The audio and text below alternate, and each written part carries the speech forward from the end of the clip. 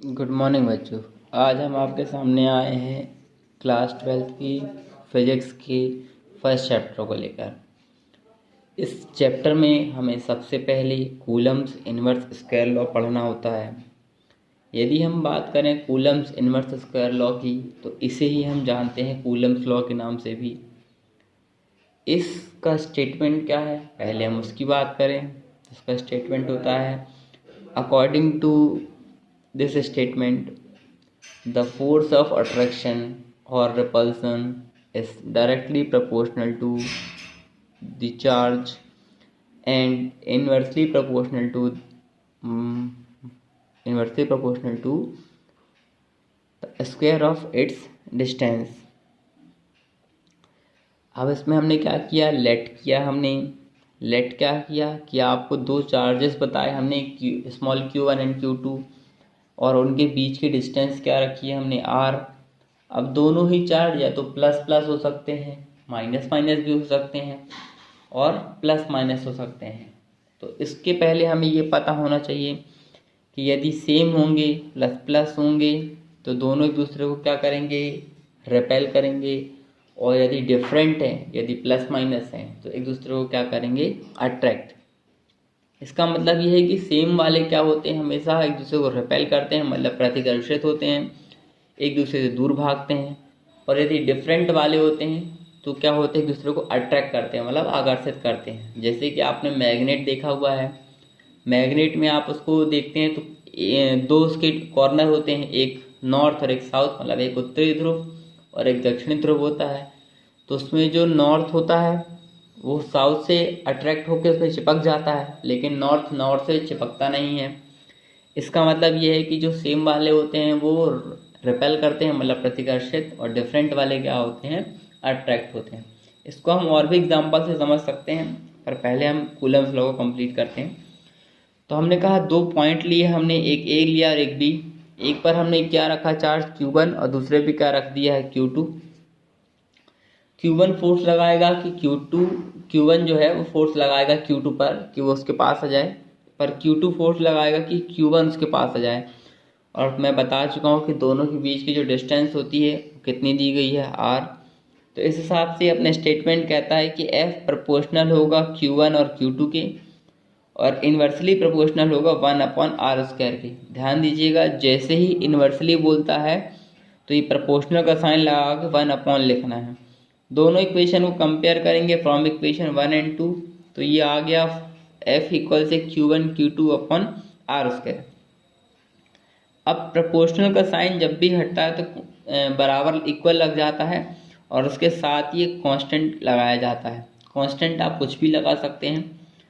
F proportional का sign हटाया तो क्या लगाया, इक्वल, साथ ही कांस्टेंट लगा K Q1 Q2/r²। यहाँ पर K क्या है, एक कांस्टेंट है, ठीक है, जिसकी वैल्यू होती है 1/4πε0। और इसी को यदि हम सॉल्व करें कि यदि हम, जैसे हमें पाई की वैल्यू पता होती है 3.14, या फिर 22/7 22/7, और ε0 की वैल्यू वो होती है 8.85 × 10⁻। यदि ये सब हम रख दें तो इसमें क्या हो जाएगा कि 9 × 10⁹, और इसकी यूनिट जो होती है वो दी हुई है न्यूटन × मीटर², कूलम की पावर -2।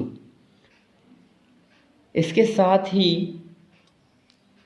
साथ ही हमें ये पता होना चाहिए कि इसमें हमें इसकी लिमिटेशंस क्या होती हैं। कूलम्स लॉ की दो लिमिटेशन हमको पता होना चाहिए। सबसे पहली जो लिमिटेशंस है वो ये है कि ये जो होता है ये हमेशा सिर्फ किसके लिए होता है, पॉइंट चार्ज के लिए काम करता है। और वो पॉइंट चार्ज हमेशा कैसे होने चाहिए, रेस्ट पर होने चाहिए, ये मूविंग चार्ज पर काम नहीं करता है। दूसरा इसने बोला है कि Coulomb's law is true only for point charge but it is not true extended charge. ये आपके दो पॉइंट। पहला पॉइंट बताया कि सिर्फ किस में काम करता है, पॉइंट चार्ज, मतलब बिंदु आवेश के लिए सिर्फ लागू होता है, मूविंग चार्ज पे नहीं। दूसरा क्या बोला है कि इसमें क्या होता है, हमेशा जो चार्जेस होते हैं वो रेस्ट पर होने चाहिए, मतलब विराम में होने चाहिए, गतिमान नहीं होने चाहिए। आगे हम बात करें तो हमको पढ़ना है यहाँ पे क्या, torque on electric dipole in uniform electric field. इसका मतलब ये है कि हमें एक डेरिवेशन करना है जिसमें एक समान विद्युत क्षेत्र में रखे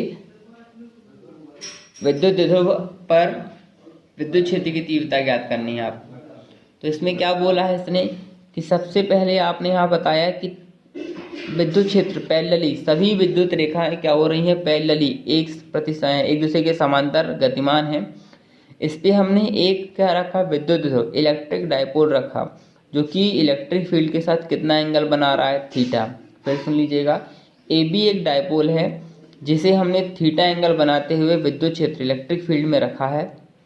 इसका नाम हमने ए बी दिया है और इस ए बी इलेक्ट्रिक डायपोल की जो लेंथ है वो कितनी दी गई है, 12। इसको यहाँ से हम परपेंडिकुलर लाइन खींचते हैं यहाँ से भी, तो दोनों जाके मिलते हैं किस पॉइंट पे, ओ पॉइंट पे। बी पर रखा गया है प्लस क्यू चार्ज, ए पर रखा गया है माइनस क्यू चार्ज। तो ये यहाँ पे एक फोर्स लगेगा इस डायरेक्शन में और यहाँ एक फोर्स लगेगा इस डायरेक्शन में। तो एफ की वैल्यू हो जाएगी क्यू जीरो ई और यहाँ पे हो जाएगा एफ की वैल्यू क्यू जीरो ई, लेकिन ये प्लस का है और ये किसका रहेगा, माइनस का। अब हमें क्वेश्चन में बोला गया है कि हमें निकालना क्या है, टॉर्क क्यू। तो टॉर्क क्यू का जो फॉर्मूला होता है any one force perpendicular distance between them, मतलब एनी फोर्स मतलब एफ इंटू परपेंडिकुलर डिस्टेंस, बल गुणा लंबवत दूरी। तो इसको यदि हम लिखना चाहें तो एफ इक्वल से टाउ इक्वल से एफ इंटू डिस्टेंस लिख सकते हैं, परपेंडिकुलर डिस्टेंस। एफ की वैल्यू क्यू ई होता है, ये भी हम यहाँ लिख चुके हैं, और ओ ए आपकी क्या है यहाँ पे, परपेंडिकुलर डिस्टेंस। अब आपने पढ़ा हुआ है कि परपेंडिकुलर में हमेशा, मतलब थोड़ी सी थ्योरी बेसिक वाली याद करते हैं। आपको बताया गया होगा 11th क्लास में कि जब भी कोई इंक्लाइंट लाइन, टेढ़ी लाइन थीटा एंगल बनाती है, जब भी कोई इंक्लाइंट लाइन, टेढ़ी लाइन थीटा एंगल बनाती है तो वो कितने एंगल में, दो एंगल में टूट जाती है, एक कॉस थीटा और एक साइन थीटा में। तो जो साइन थीटा होता है वो हमेशा कैसे लगता है, परपेंडिकुलर में, और जो कॉस थीटा होता है वो हॉरिजॉन्टल में लगता है। तो यहाँ परपेंडिकुलर की बात चल रही है तो हम साइन थीटा लेंगे। साइन थीटा इक्वल से होता है perpendicular upon hypotenuse. Right angle triangle की बात करें तो A O B right angle triangle है, जिसमें साइन थीटा मतलब परपेंडिकुलर साइड आपकी जो आपने ओ ए ली है और इसमें हाइपोटेनियस आपका ए बी है। ओ ए की वैल्यू आपको पता नहीं है, लेकिन ए बी की वैल्यू कितनी दी गई है, 12। ये 12 यहाँ डिनोमिनेटर में है, अगर आप ट्रांसफ़र करेंगे तो यहाँ कहाँ आ जाएगा, ये इनटू में। तो इस हिसाब से ये हो जाएगा 12 साइन थीटा इक्वल से ओ ए। तो ये हो गया क्या, 12 sine theta equal to O A. अब आपको एक फॉर्मूला पढ़ा है आपने, according to intensity of electric field क्या होता है, एफ इक्वल से क्यू ई। यहाँ पे आपको क्या करना है, फॉर्मूला आपको ये मिल गया है, पीछे आप लिखे थे टाउ इक्वल से क्या लिखा हुआ था, टाउ इक्वल से एफ इंटू ओ ए लिखा था आपने, यदि आपको याद हो। तो एफ की वैल्यू क्यू ई रखना है और ओ ए की वैल्यू आपने क्या निकाला, 2l साइन थीटा। ये हो जाएगा 2ql इंटू ई साइन थीटा। देखिए 2ql इक्वल टू पी होता है, तो आपने 2ql को क्या लिख दिया, p। तो यह आपका हो गया टाउ इक्वल से पी ई साइन थीटा। तो यहाँ पे वेक्टर फॉर्म में यदि लिखें तो टाउ इक्वल से p इंटू ई, ये आपका वेक्टर लगा, ये जो तीर लगा है ये क्या बताता है, वेक्टर, मतलब सदिश रूप में लिखा गया है, टाउ इक्वल से p इंटू ई। सेम ऐसे ही आपको अगला डेरिवेशन दिया हुआ है क्या, work done in deflecting a dipole in electric field. मतलब अभी आपने क्या निकाला है, टॉर्क क्यू, क्या निकाला था, टॉर्क क्यू मतलब बल आघूर्ण, और अब क्या निकालना, वर्क डन मतलब कार्य निकालना है, सेम चीज़। तो यहाँ पे डायग्राम सेम है, आप देख सकते हैं डायग्राम के आगे थ्योरी सेम है, टॉर्क क्यू इक्वल से 1 फोर्स इनटू परपेंडिकुलर डिस्टेंस। अभी आपने निकाला टाउ इक्वल से पी साइन थीटा होता है। वर्क डन निकालना है तो एक साथ पूरा रॉड घूमेगा नहीं, थोड़ा थोड़ा करके घूमेगा। तो ये डी डब्ल्यू इक्वल से tau into D theta, D W मतलब थोड़ा सा work equal tau into D theta. अब इसने बोला टाउ की वैल्यू क्या होती है, पी ई साइन थीटा, तो आपने यहाँ पुट करना है पी ई साइन थीटा।